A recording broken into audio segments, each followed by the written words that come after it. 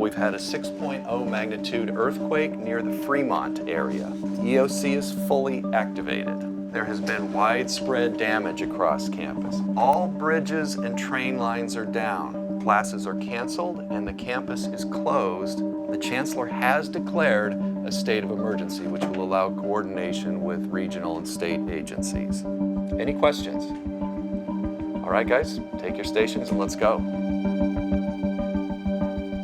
In an emergency situation, things can just be chaos in general, and everyone is looking for, some answer to what's the plan.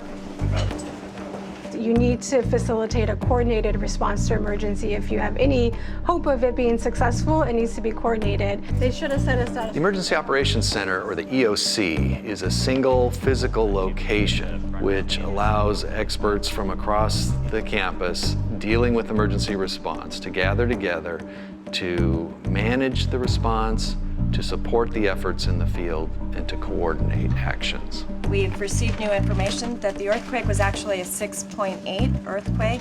3 buildings have either been collapsed or significant debris. We are practicing today for a 6.8 earthquake. That is, there's a high probability that that could in fact happen right here.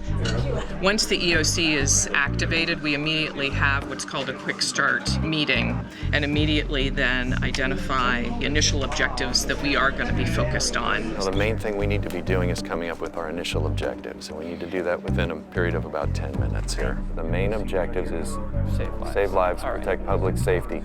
Everything they do needs to be in that context then. The field units start filtering in information about damage to buildings, possible chemical spills, and the EOC triages a lot of that information. We need to figure out tonight, can people sleep in the residence halls that they're human nature is if you have policy issues before you and you have some immediate human life safety issues, your attention gets drawn naturally to those operational issues. Right, we know the transportation network is messed up right now, so we've got to look at sheltering people here, whether we're evacuating the campus or going to keep people sheltered in place. These are important policy level questions that simply must be addressed by people who aren't bogged down in all the operational issues and priority setting.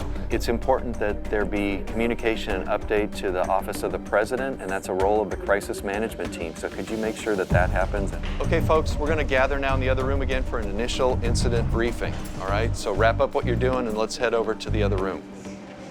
Again, I want to thank you all for being here and for working as a team. This is a huge event for the campus and for the whole region. There is a lot of chaos out there. What's important is that we all work as a team. So our first objective is to save lives and protect public safety. Our second one is to conduct damage assessment of campus buildings and the built environment. Our third objective is to conduct assessment of campus communications and IT infrastructure. And our fourth objective is to communicate with and keep campus community and general public informed. This is the place where information from all across the campus and elsewhere, Richmond Field Station and whatnot, is shared. So as you learn information, be sure to share it with your colleagues who may need to know that information. All right? Back to your stations then. Let's go work it. EOC Logistics Section Chief. The police or fire departments will establish a command post. That command post will report back to the EOC what they're seeing, what they're doing, and what resources they need. It's the job of the EOC to get those resources out to those people in the field.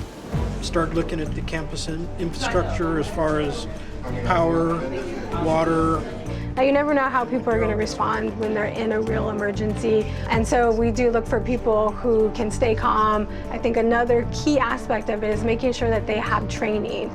So when they have the right skill set, when they have the right knowledge, they are able to stay calm because they know that they can fulfill their role. Children staying with us.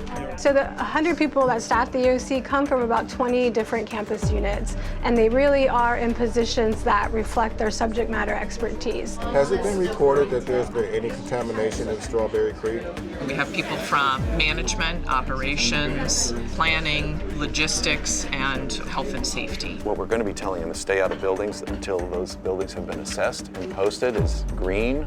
I can just talk to exactly the person I need to, and they can interface with their department or their function out in the field.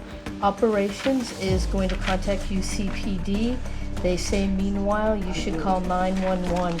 EOC, this is EMA4, received information to call 911. Through the training that we receive, we have a prioritized list that we're working from. Life is always first, but then we're taking in the information that we're receiving and assessing those situations and then prioritizing them. I'd like to hear from you guys what else you know of that sounds like it's most urgent, most important. There's a building collapse at Stevens Hall. You need to confirm that right away. That's different than what we've got reflected right now. During emergency, information is one of our most sacred things, and it gets distorted a lot. And there's lots of rumors, there's lots of unconfirmed information, so it's important that there's one centralized hub that can put out an accurate detailing of what's happening during the emergency. What we have is the chlorine leak from Hearst Gym, the collapse of Underhill, and the partial collapse of Stevens Hall with potentially people trapped, but that's unconfirmed so far. Make sure that the police are focused on, to the extent they can, keeping people out of those buildings. That's the main thing. Lewis Hall has not been green tagged yet, so we're still not allowing any people in. The building was heavily damaged. She saw a yellow substance coming from underneath the door. She also didn't have time to shut down her distilling process. We've built a fabulous team, and these are people who lean in to situations when they're the most challenging. Can you see a Berkeley fire or Alameda County fire would respond to that? So we've got tremendous expertise on campus, and to pull that expertise into one room really benefits the campus when it needs it. Alco Fire is en route to Lewis Hall for that chemical spill. Copy. Alameda County is en route. Yep. There's no way that we're going to plan for every catastrophe, but we're as prepared as we can be. The more we prepare, the better we'll be able to respond to the real situation. Great, thank you. If the campus is in crises, we want to make sure that we can restore it as quickly as possible so that we are back to the mission of the university. When an emergency does strike the campus, this is the kind of group that you want in an emergency operations center.